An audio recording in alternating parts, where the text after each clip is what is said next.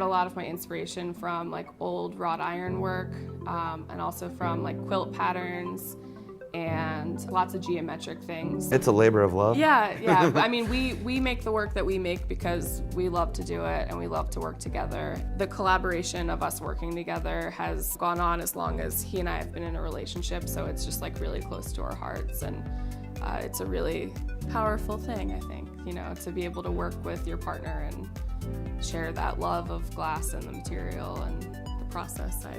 I really appreciate it. I think generally we're both happiest when we're making. Like at times I'll want to go make my own work just because I can use my own voice, and when we work together we share our voice a lot, and there's a lot more communication. Whereas when you work on your own stuff, you can selfishly make decisions. Yeah. But we just like to work. We like making things. I'm happiest when I've created something and I step back in that 10 seconds, like, I made that. Okay, on to the next one. It's a good feeling. You know, we're still kind of new to our work. It's still developing, and every time we work, I think we get better. For sure. And the work itself gets stronger.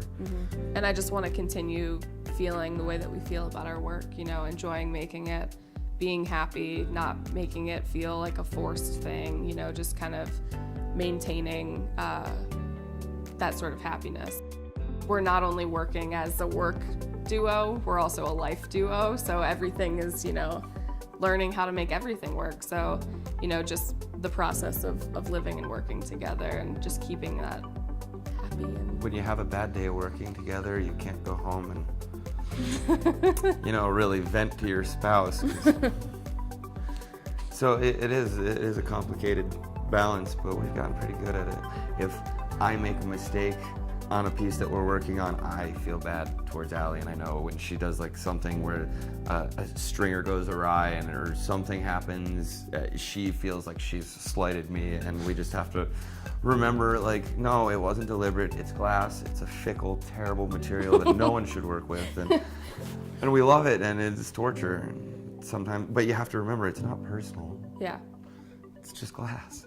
Brennan and I have talked about doing the goblet beadwork for probably just as long as we've been making the large hot shop work.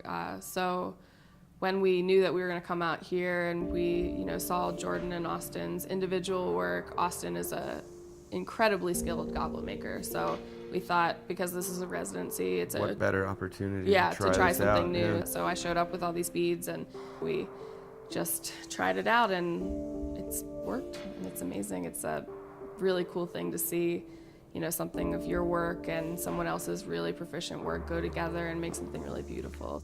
This has been just a really wonderful, neat opportunity to come to an area of the country that neither of us have spent any time in, and an opportunity to live upstairs and walk down and just make work for 5 days is, we can focus just on that. What Aaron and Mike have done here, you know, to make this incredible studio and gallery, I have so much gratitude that there are people that want to do that. You know, to offer it to the community, to educate people about glass, it's a huge, huge service for people in our industry. I'm very thankful that people want to offer a huge window into our lives and show people what it takes to make glass, and you know, to make all the beautiful work that you see that you might not necessarily appreciate because you don't know what went into it. So I think this is just an incredible place for artists and for collectors and, you know, just people walking in off the street to learn a little bit about glass. People taking the time to create a place like this for our community as glass artists is so wonderful and important, and it gives a little opening to the people who don't know about glass, or the people who've only heard of Chihuly or have never heard of any glass artists at all. It's just really special. So I'm way very thankful to know that glass isn't this dying art, it's growing, and people are falling more in love with it. I get excited when people get excited about glass because it excites us so much. Glass is the greatest gift that I've ever been given. I just wish that there were more places like this so that other people could experience it and get to share in the excitement and the energy of glass and education. It's it's just amazing. I'm so grateful. I'm so grateful places like this exist. It's an amazing resource, and it's like an open book that it allows opportunity, which I find to be beautiful, and they showcase a lot of amazing art and talented artists, and I feel privileged and thankful for being a part of it. There's a lot of mutual appreciation, and that's a really cool feeling. Yeah.